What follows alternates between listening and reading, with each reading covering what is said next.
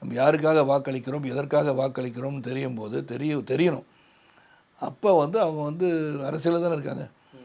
அரசியல் இல்லாமல் எப்படி இருக்க முடியும்? நீங்கள் அரசியல் இல்லாட்டி நீங்கள் வந்து வெளிநாட்டுக்கே போக முடியாதே. ஏன்னா 2 கவர்மெண்ட்ஸ் ஆர் நீடட் இல்லை.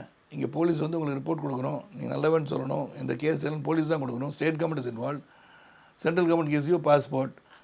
So basically you are the system.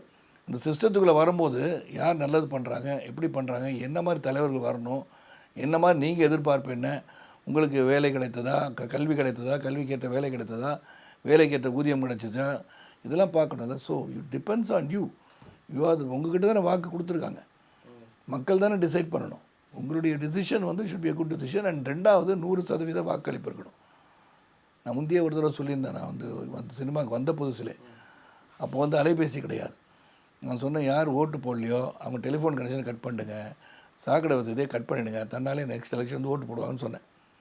So அது ரொம்ப ரொம்ப அவசியம். எல்லோரும் வீட்டில் வந்து ஹாலிடே நினச்சி உட்காந்துறது வந்து ரொம்ப பெரிய தவறுன்னு சொல்கிறேன். ஸோ உங்களுடைய moral responsibility is go and vote. அது பண்ணாலே எல்லாருமே அரசியல் இருக்கிறது நல்லது.